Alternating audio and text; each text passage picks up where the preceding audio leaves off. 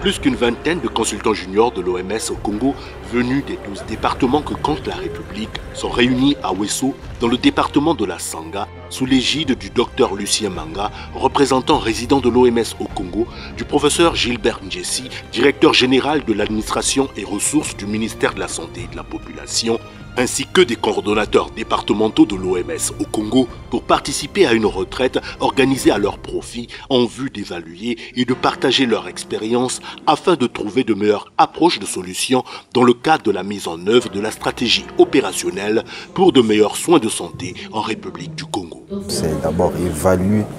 notre travail sur le terrain. Est-ce qu'il y a des avancées? Est-ce qu'il y a des avancées par rapport aux résultats attendus et présenter aussi les difficultés que nous rencontrons sur le terrain en vue de réorienter un peu notre travail sur le terrain et d'être plus efficace et plus efficient. De temps en temps, quand on travaille, il faut de temps en temps faire une pause, évaluer un peu ce que ça va, est-ce que ça ne va pas et réorienter la marche. Les travaux de la retraite des consultants juniors de l'OMS se sont ouverts le mercredi 27 juillet 2022 avec au programme des sessions qui couvrent 9 thèmes relatifs au vécu et expériences de chaque consultant dans leur district sanitaire cible en contact avec l'administration et les communautés départementales. Il faut rapidement reconstruire une expertise de santé publique au niveau national. Il faut qu'il y ait assez de jeunes Congolais qui puissent parler santé publique avec autorité et qui puissent donc aider le pays à renforcer de façon triviale son système de santé tout simplement. Après 2 ans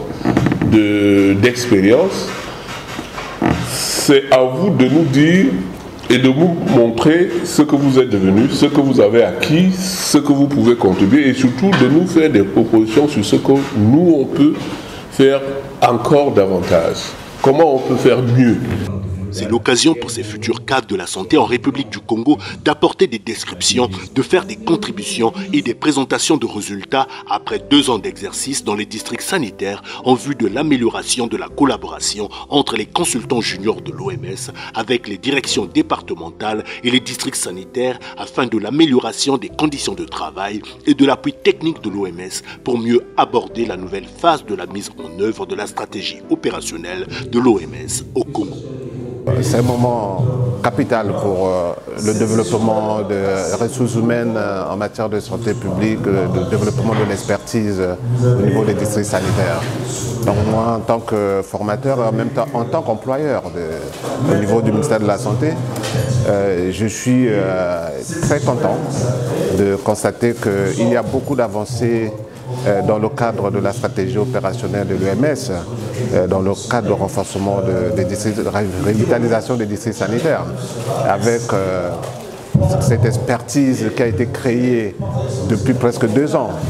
par l'OMS et je sens aujourd'hui que ce sont des experts mûris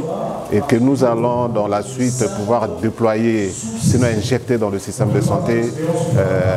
en ayant déjà toutes les capacités nécessaires pour gérer le système.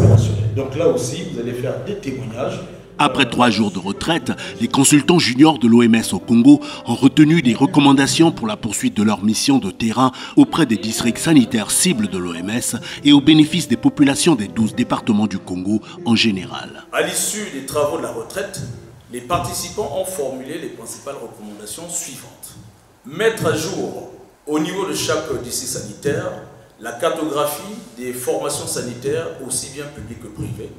Organiser une réunion mensuelle d'analyse et de validation des données des 12 districts sanitaires cibles de la stratégie opérationnelle, doter les consultants juniors de tous les équipements de travail adéquats,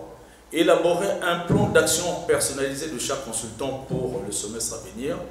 élaborer le rapport mensuel des actions réalisées, mettre à la disposition des consultants juniors l'ensemble des référentiels relatifs aux normes et procédures de l'OMS, instituer des réunions avec les équipes de la DDSA de manière périodique, renforcer la communication entre les équipes de la DDSA et les consultants, intensifier les supervisions formatives sur